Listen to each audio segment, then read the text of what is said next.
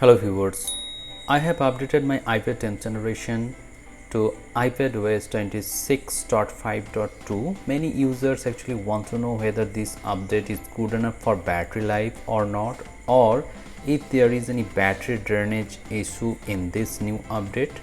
So I have tested it for a couple of days, and in this video I will talk mostly about the battery life that I am getting. As you can see here, it was charged up to 100% on Sunday, and towards the morning, that is 10:14 a.m., and after that on Sunday I used my iPad for about 2 hours. Then on Monday I got around 1 hour and 47 minutes of battery life or SOT. Then on Wednesday, that is Thursday, I got around,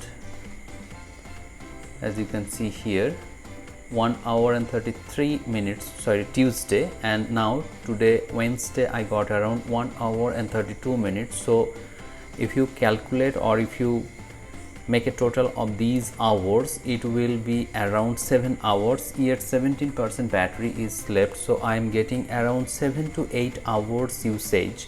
As it is a long period, Sunday to Wednesday, if I use it continuously, I will definitely get around 8 to 9 hours screen on time at a stretch with the single charge capacity. One thing I noticed in this update, that is there is no bugs I have encountered so far, and it is perfectly working as of now. Multitasking is smooth enough, there is no problem whatsoever, and you can scroll through apps, and switching between apps is also very fast as it was before. Plus, I have already made a review video of this update. In that video I showed that there is no problem in the screen, and multitasking and scrolling through apps is good enough, and there is no problem whatsoever. So if you are planning to update to the latest version, you can definitely do so, because this is a very good update and you will have no problem, I think.